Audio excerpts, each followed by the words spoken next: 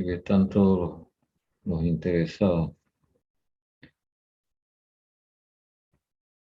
Antes de continuar con el desarrollo del tema de psicometría, quiero hacerle algunos comentarios sobre el examen. Y sería bueno que empecemos analizando las preguntas y las respuestas. ¿Alguien me puede decir cuál es la primera pregunta?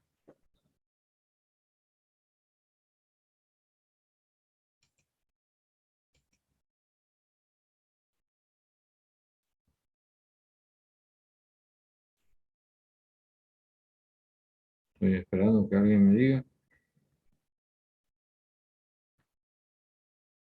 Quiero hacer esto porque después de la clase les voy a pasar las notas. Y estas notas están exageradamente malas. Así que La lo que primera pregunta es en base a qué se establecen los valores de PC y PE en el sistema de refrigeración. ya, se refiere a la presión de condensación y la presión de evaporación. Para eso hay que conocer previamente qué temperatura de condensación se va a tener y qué temperatura de evaporación se va a tener. En el caso de la temperatura de condensación, esta tiene que ser mayor que la temperatura ambiental. Y dijimos en algún momento, en las aplicaciones, que cuando no se tiene un valor concreto, se toma un diferencial de 10 grados centígrados. Entonces, yo conozco la temperatura ambiente, le sumo 10, tengo la temperatura de condensación, y esa temperatura de condensación define la presión de condensación. Y algo similar se hace con la temperatura de evaporación, pero esta vez a partir de la temperatura de diseño, o sea, la temperatura de la cámara refrigerada. ¿Está claro lo que estoy diciendo o no? Sí, ingeniero. Pues nadie contestó. Uno, creo. Uno. ¿Cuál es la segunda pregunta?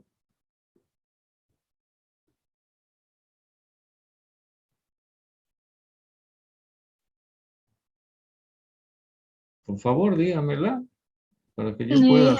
¿Cómo se aprovecha la idea del intercambiador de calor líquido-vapor cuando no se tiene este equipo? Ya. Lo que estamos queriendo decir con esta pregunta es, si usted no dispone del intercambiador de calor líquido-vapor para instalarlo, entonces, ¿cómo hace para conseguir algo parecido aprovechando la idea de lo que ocurre en el intercambiador de calor?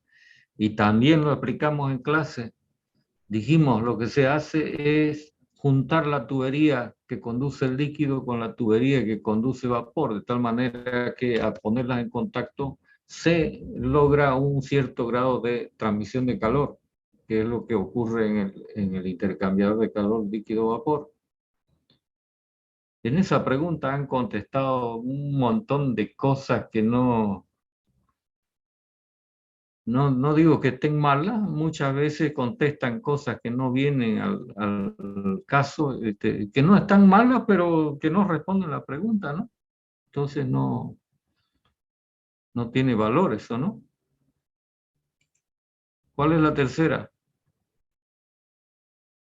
¿Por qué los compresores relativos pueden operar a velocidades mucho mayores que los de cilindro y pistón? Los compresores rotativos. ¿Será? Perdón, rotativo. También lo aplicamos en clase. Las primeras cosas que comentamos cuando empezamos a hablar de los compresores. Dijimos, en todos los compresores hay un elemento que se encarga de comprimir y dependiendo del tipo de movimiento que tengan, entonces se clasifican los compresores en compresores de cilindro y pistón o alternativos y compresores rotativos. Y dijimos que en los compresores de cilindro y pistón, como el movimiento es de vaivén, hay grandes aceleraciones, grandes esfuerzos mecánicos y entonces no se puede exagerar con la velocidad porque la máquina se rompe. En cambio, en los rotativos, el movimiento es de giro y en un solo sentido, no de vaivén. Y mucha gente ha contestado, no sé de dónde habrán copiado, al revés.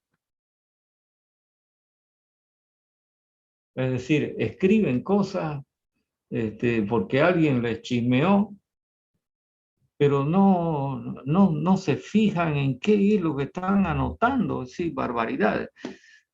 Gente que ha anotado en los compresores rotativos el movimiento es de giro y vaivén, le han puesto. Entonces, eso demuestra de que le han prestado la más mínima atención a la cosa, ¿no? Y parecería que entran a los exámenes a probar fortuna. Parece que es así, como cuando uno se compra un número de lotería, de repente sale premiado, ¿no? Pero lo más probable es que no salga. Y la última, creo que era de los compresores herméticos y los abiertos, ¿verdad? Sí, Creo. Ya. Bueno, el mismo nombre está diciendo, y también ahí las respuestas han sido al revés. Es decir, como que si no tuvieran la más mínima idea de lo que están queriendo responder. Dicen algunos, los compresores herméticos son esos compresores cerrados en donde el eje sobresale y qué sé yo, al revés de lo que debería ser.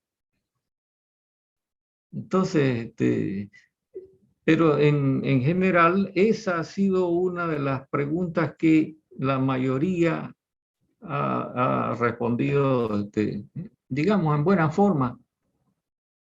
Y eso es lo que les ha dado algo de nota. Porque por las otras, la cosa ha sido, ya como les dije antes, extremadamente mala. Como que si no hubieran participado, bueno, hay mucha gente que no ha participado nunca de las clases, por supuesto, ¿no? En este momento son 34 y han dado examen 53, me parece. Bueno, quisiera escuchar algunos comentarios antes de que yo cierre el asunto y sigamos con la psicometría. Y ya después de la clase les mando sus notas. Y como les dije antes, de mirarlas dan ganas de llorar.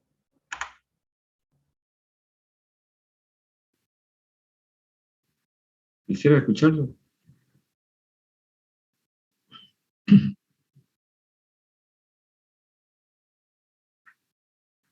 Tenemos que sincerarnos, ¿no? Pero antes de ser sincero hay que ser honesto. Entonces, hasta para copiar hay que tener algo de sentido común y alguna base. Si no se puede copiar sin saber qué es lo que uno está escribiendo. No se debe, mejor dicho. Bueno, pues porque de poder se puede, pues no, la demostración está en los exámenes. Y si uno lo superpone a los exámenes, las respuestas son calcadas. Entonces, hay alguien que comenzó con la respuesta y siguieron los demás, pues, como en esos jueguitos en donde uno tumba la primera ficha y se caen toditas las demás. ¿Cómo se llama ese juego? Dominó, ¿no? Sí. Pues así ha ocurrido. Como que si fuera un dominó. Es decir, primero le peló y le pelaron todos los que copiaron de ese primero. Bueno, no sé si tienen algún comentario en relación con el examen. Yo quiero dejar esto claro para que después no me estén llamando para preguntarme ¿y en qué le peleé o qué hice mal? ¿No? Por eso quiero dejar la cosa bien clara.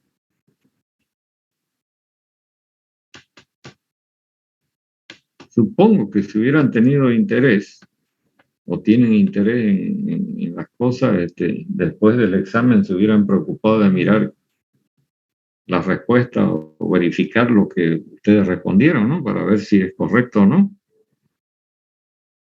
Eso es lo que la reacción que normalmente debería tener uno después de los exámenes.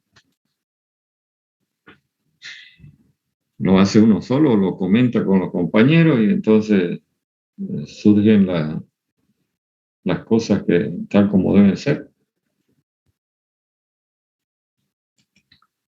Bueno, ¿alguien quiere decir algo? Si no, continúo con la psicometría.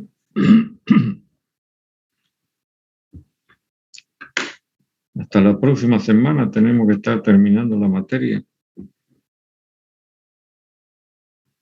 Probablemente. De tal manera que ya también está cerca el segundo examen de psicometría.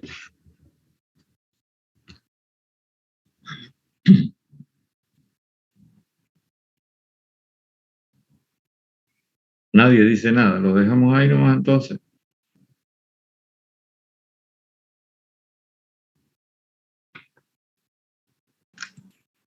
Yo creo que sí, Inge. Avancemos, ¿no? Bueno. Ahora díganme en qué asunto quedamos el día viernes la semana pasada. Estábamos hablando de las leyes de los gases, ¿no? Primero mencionamos que se usa para cuantificar ciertas propiedades termodinámicas un modelo de sistema psicométrico. Mencionamos las características y entre ellas que los componentes del aire húmedo, voy a poner así, aire húmedo, son considerados como gases ideales y eso acarrea que en primer lugar se cumpla, repitiendo lo que notamos antes, la ley de los gases para todos y cada uno de los componentes, y luego dos leyes que ya las mencionamos, creo que por ahí quedamos, ¿no? Sí, ingeniero. Vimos que es Amagat y Dalton.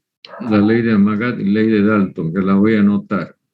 Volumen total igual a la suma de los volúmenes parciales del aire seco y del vapor de agua, y presión, que ya la vamos a llamar presión total, igual a la suma de las presiones parciales. La primera, esta es la ley de Amagat, y la segunda es la ley de Dalton. Importante porque ahora ya podemos empezar a anotar cosas. Si queremos caracterizar el estado termodinámico del aire húmedo, entonces comenzamos por decir, bueno, se encuentra a tal presión total, P, que se mide con un barómetro, un manómetro, un instrumento de medición, y por supuesto con la ayuda del barómetro, que es igual, de acuerdo con la ley y los criterios que hemos anotado para el modelo, a la suma de las presiones parciales. Luego podemos medirle también la temperatura y entonces ya vamos conociendo estas dos características del aire húmedo. En el modelo psicométrico, la segunda característica es que en el aire húmedo, si esta es la primera, en el aire húmedo, los componentes, además de considerarse como gases ideales, se comportan como si estuvieran solos. Entonces, ¿cuál es la interpretación de esto? Por ejemplo, cuando usted estudió termodinámica, usted conoció las propiedades del vapor de agua. Vapor saturado, vapor recalentado, ¿cierto? Entonces, esas propiedades van a seguir siendo válidas ahora en este campo de la termodinámica que se llama psicometría. Es decir, el agua va a conservar sus propiedades aunque esté en presencia de aire seco. Lo mismo ocurre con el aire seco, que va a conservar sus características frente, digamos, al hecho de que está mezclado con vapor de agua.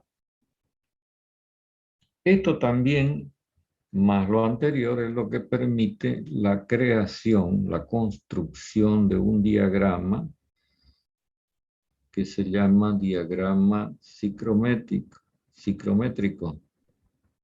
Diagrama psicométrico. No sé si ustedes lo tienen ya, si el ayudante se lo suministró. ¿Lo tienen?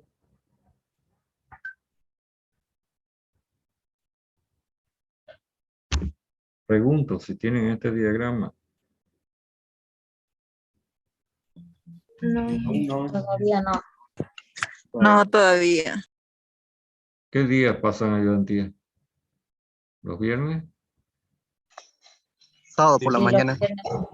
Los viernes de Oh, ya. ¿Y qué hicieron la última vez? no pasamos clase el anterior viernes. viernes. Ya. ¿Pero ya están entrando en el tema de psicometría? No. Recién mañana, supongo. Recién nos va a enseñar. Bueno, ya. Entonces, seguramente cuando empiecen a analizar el tema de psicometría, una de las cosas que se la piden o se las va a hacer llegar el ayudante es el diagrama psicométrico. ¿Y en qué consiste este diagrama? Que es de importancia porque con él se pueden establecer prácticamente todas las propiedades del aire húmedo. Es lo que permite que, por ejemplo, todos los días la gente que trabaja en meteorología puede informar sobre las condiciones del ambiente. O en los noticieros, ¿no? Ustedes seguramente han escuchado de que dicen tanto de la temperatura, bueno, eso se puede medir directamente con un termómetro, no hay mayor inconveniente, pero tanto es la humedad relativa, por ejemplo. Y la humedad relativa es una propiedad psicométrica que la vamos a analizar más adelantito y que se la puede establecer a partir del uso de este diagrama. Entonces, con cierta información preliminar, se entra al diagrama e inmediatamente se establece el valor de la humedad relativa, que es lo que se informa. Bueno, el origen de este diagrama psicométrico, ojo con lo que estoy diciendo, no vaya a ser que lo preguntemos en el examen, es el diagrama PT correspondiente al agua. Fíjese, estoy hablando del agua sola, sola. En este diagrama nosotros vamos a encontrar una curva como esta, que se extiende entre estos dos puntos extremos. Seguramente que usted la reconoce porque la vio en termodinámica. ¿Qué representa esa curva? ¿Y cuál es el punto de abajo y cuál es el punto de arriba?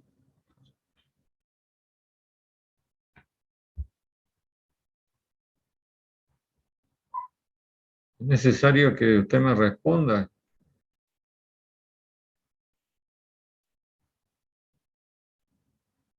Si no, yo voy a hablar como loro y bueno, va a ser como hablarle a la pared que tengo a mi lado. No va a mover ni no va a pestañear.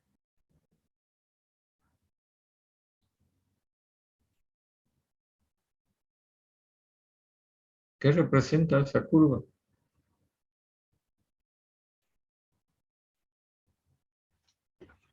¿Qué representan los puntos que están a la izquierda de la curva, como este que estoy marcando, o que están a la derecha, como este otro marco?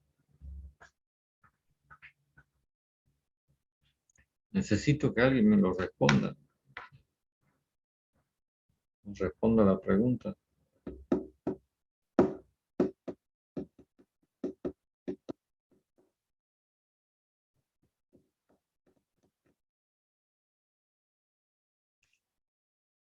Porque si no se acuerdan o no saben qué es esto, entonces ya les digo, es como, va a ser como hablarle al viento.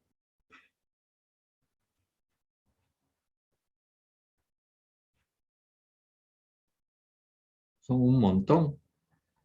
Como para otras cosas encienden sus micrófonos, para hacer bulla o para charlar con alguien por ahí. Y ahora no los escucho. Bueno, voy a hablar como que estuviera hablando con gente que me entiende. En este diagrama, donde se representan presiones absolutas versus temperatura, normalmente en grados centígrados, se tiene esta curva que se conoce con el nombre de curva de equilibrio líquido-vapor, porque cualquier punto de esta curva representa la existencia de dos fases a la misma presión y temperatura. Esas dos fases son líquido saturado y vapor y o vapor saturado seco. Cualquier punto a la izquierda de la curva representa el líquido subenfriado, como este. Y a la derecha, vapor recalentado. Este punto extremo de la curva, el más inferior, es el punto triple, y este punto extremo superior es el punto crítico. Entonces, a partir de este diagrama que pertenece al agua, se inicia la construcción de un diagrama, pero que lo vamos a aplicar en el campo de la ciclometría, por eso se llama diagrama ciclométrico. Entonces, lo primero que tenemos que entender es esto. El aire húmedo, hemos dicho que es una composición de aire seco y vapor de agua. Pero este vapor de agua puede ser vapor recalentado, que así se presenta en la mayoría de los casos, o vapor saturado seco. Entonces, mire, si pensamos en el agua, el vapor de agua que está formando parte del aire húmedo, entonces, y sabemos esto que anotamos acá arriba, el agua se encuentra a la temperatura T, pero ejerciendo una presión P sub P. Entonces, el primer cambio que se le hace a este diagrama para que se convierta en un diagrama ciclométrico es que estos valores de P, en realidad, cuando esté el vapor de agua mezclado con el aire seco, en realidad van a ser valores de P sub B, de presión parcial. Entonces nos podemos encontrar con las siguientes situaciones, que ahora las voy a marcar. Voy a usar azul. Supongamos que usted tenga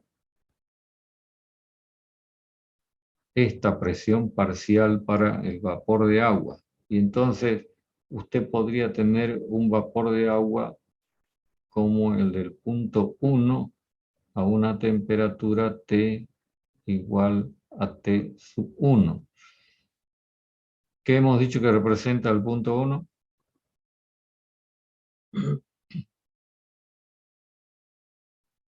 Vapor recalentado.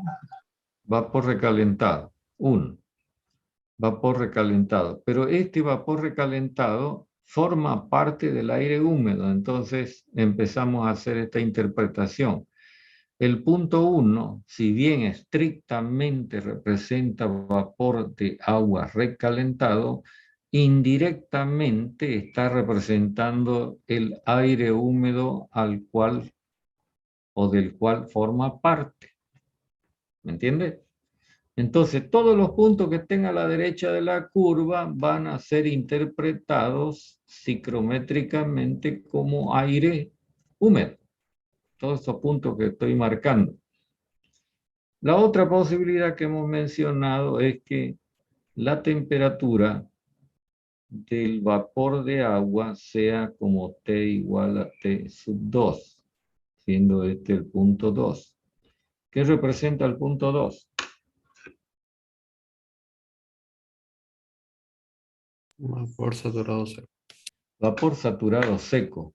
Y entonces, estamos frente a un aire húmedo en donde el vapor de agua que forma parte de él se encuentra en condición de saturación.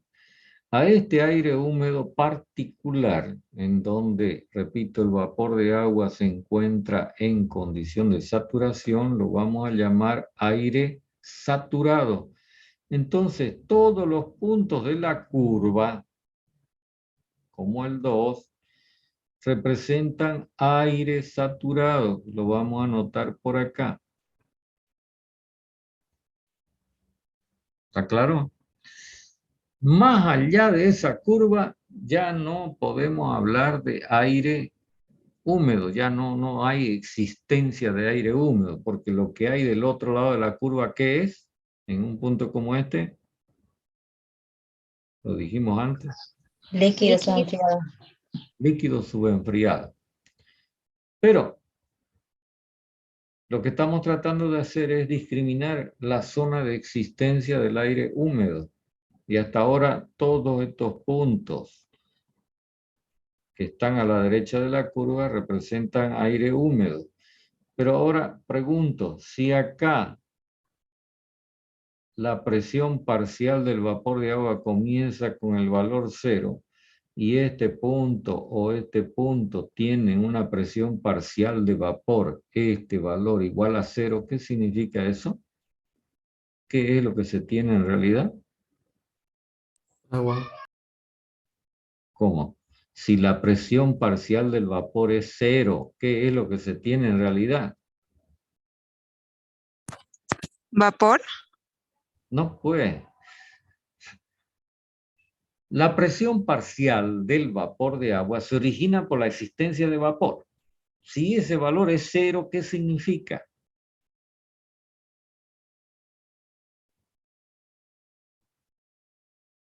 Mire, pues la fórmula es como que yo elimine este valor. ¿Qué queda?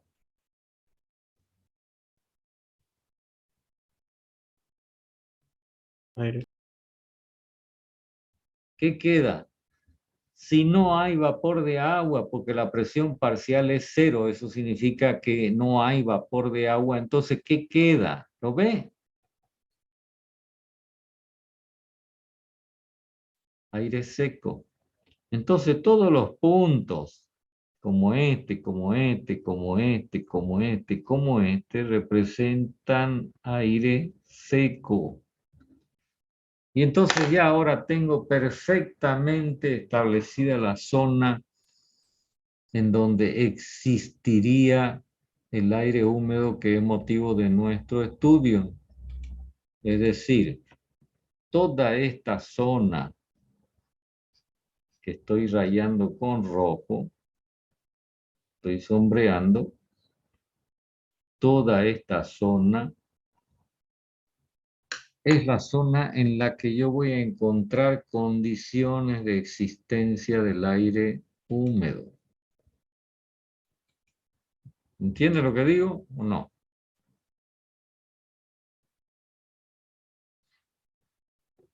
Sí, ingeniero. Ok, entonces, todas las propiedades que vamos a ir planteando de hoy en más van a ir apareciendo en esa zona, ya sea como líneas o sencillamente como valores, en la ordenada, en la abscisa, donde sea. Entonces voy a comenzar con algo que es muy simple. Fíjese, hemos dicho que un punto como el 1, que estoy remarcando, representa aire húmedo a una cierta, con una cierta presión parcial del vapor y a una cierta temperatura T1. Si a este aire húmedo lo sometemos a un proceso como este que estoy marcando con la línea negra, es decir, ¿qué le estamos haciendo? Al convertirlo en 2, ¿qué le estamos haciendo al aire húmedo 1? Mire acá. Le bajamos la temperatura. Lo estamos disminuyendo la temperatura, lo estamos enfriando. Entonces, a medida que se enfríe, pero a presión constante, ¿lo ven? El aire húmedo se aproxima a una condición de aire saturado. Cuando llega a ser aire saturado, significa que este vapor que era recalentado está ahora en condición de vapor saturado seco. Si usted enfría un poco más, ¿qué va a pasar con ese vapor saturado? Será un aire seco. ¿Cómo? ¿Qué ocurre con un vapor saturado si usted lo enfría? Se hace líquido súper enfriado. Claro, se convierte en líquido saturado, se condensa. Entonces, el hecho de que se enfríe, digamos, hasta una temperatura T igual a T3, supongamos que sea esta la temperatura, obliga a que el aire húmedo, que acá ya se convirtió en aire saturado, se comporte siguiendo esta línea, porque más allá no existe aire húmedo. Y entonces lo que va a ocurrir, fíjese, es que la presión parcial que era de este valor hasta el punto 2, ahora toma este valor. ¿Por qué disminuye la presión parcial? Porque parte del vapor de agua ahora desapareció del aire húmedo cuando se convirtió en líquido. Esto que estoy describiendo como proceso 1, 2, 3 es lo que ocurre en un equipo de aire acondicionado, lo que ocurre cuando llueve. ¿Lo ven? ¿Qué le hace el aire acondicionado, el equipo de aire acondicionado al aire ambiental? Usted lo debe saber porque usted en algún sitio estuvo presente en algún sitio donde hay aire acondicionado. No, enfriar. Lo enfría. Se enfría, pero algo más. Si usted observa cómo opera el equipo, usted va a ver que algo más entrega al equipo. Sobre todo en un clima como este que tenemos en Santa Cruz, que es muy húmedo.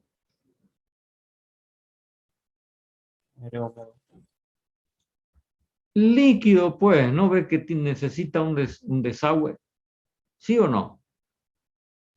Sí. Ya. Entonces lo que está ocurriendo es que está provocando, de acuerdo con esta descripción 1, 2, 3, condensación del vapor de agua presente en el aire ambiental. Entonces está disminuyendo la cantidad de vapor de agua.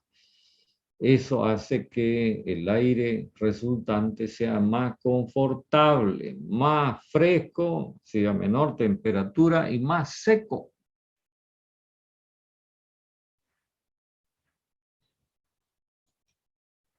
Bueno, pero donde estoy apuntando es a esto. Cuando 1 se convierte en 2, el fenómeno ocurre a presión constante, o sea que el aire húmedo se convierte en aire saturado isobáricamente y se convierte en aire saturado cuando se alcanza la temperatura T igual a T sub 2, que se llama normalmente temperatura de rocío, porque es a partir de esa condición y un enfriamiento un poquito más allá que empieza a aparecer ese fenómeno que uno lo observa en la naturaleza, que se describe con el nombre de rocío. ¿Qué es el rocío?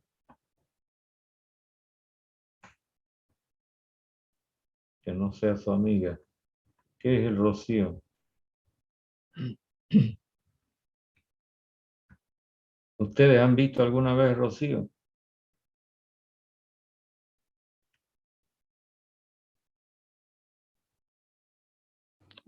¿Es una temperatura que se enfría en enero o el punto de rocío? No. A veces uno sale a la calle y dice, pucha, hubo rocío. ¿Cómo se da cuenta? ¿Qué es lo que está observando para que... Es como aire con gotas de agua. Un poco de agua. Es como agua. Es agua, pues no es como agua, es agua. Usted mira el piso y lo encuentra mojado. Entonces dice, hubo rocío. ¿Qué pasó? El aire ambiental se enfrió tanto más allá de la temperatura de rocío y eso permitió la condensación del vapor de agua que aparece humedeciendo el piso. Esto normalmente ocurre a la intemperie, ¿no es verdad? Y esto normalmente Sí. ocurre cuando el ambiente desciende a la más baja temperatura, así en la madrugada. Bueno, entonces ya sabemos lo que es la temperatura de rocío, la temperatura de saturación del aire húmedo, ¿no? Es decir, el aire húmedo se convierte en aire saturado a una cierta presión constante. Entonces, voy a indicar esto. A este aire húmedo, siguiendo la línea horizontal, le corresponde este aire saturado 2, que tiene su correspondiente temperatura de rocío. Por lo tanto, a otro aire húmedo como este le correspondería este otro punto con su correspondiente temperatura de rocío. Lo que quiere decir que todo aire húmedo como este, que tiene una presión total P, que tiene una temperatura T, también tiene una temperatura de rocío correspondiente. Por lo tanto, la temperatura de rocío califica como una propiedad del aire húmedo. ¿Comprende? Esta temperatura se la va a poder determinar usando este diagrama o usando tablas en donde usted a esta presión, que la conozca de alguna manera, le encuentre la temperatura de saturación correspondiente. Entonces usted va a ir a la tabla de vapor saturado seco con este valor de presión y lee la temperatura y esa va a ser la temperatura de rocío. Bueno, espero que me estén comprendiendo. ¿Estamos claros hasta ahí o no? Sí, ingeniero. Sí, ahora sí, ingeniero. Bien, un último asunto voy a plantear por hoy porque ya no queda mucho más tiempo. Voy a borrar. Y es otra propiedad que en todas las sustancias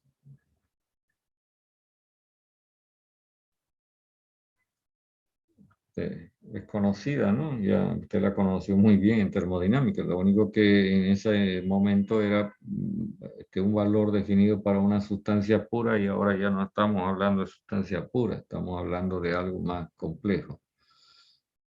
Entonces, el volumen específico, en el caso particular de psicrometría, se define en función de los metros cúbicos de aire húmedo por cada kilogramo de aire seco.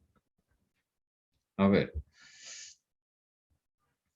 todo lo que tenga subíndice A, usted lo tiene que interpretar como aire seco. Y todo lo que tenga subíndice B será vapor de agua. Entonces, fíjese, si yo tengo una masa de aire húmedo, esta masa de aire húmedo es igual a la masa de aire seco más la masa de vapor de agua. Entonces, en lugar de dividir el volumen total del aire húmedo por esta masa de aire húmedo, lo que se ha hecho para definir este volumen específico es dividir por esta masa. Es decir, se toma como base de definición de esta propiedad la masa de aire seco presente en el aire húmedo. Entonces uno tiene que preguntarse por qué motivo es así. Y es una pregunta que les dejo para que usted averigüe, o piense. Bueno, lo vamos a dejar acá porque enseguida se va a cortar. Continuamos mañana. ¿Listo? Gracias, ingeniero. Hasta mañana. Listo, ingeniero, gracias. Bueno, Ingeniero. Hasta mañana, ingeniero.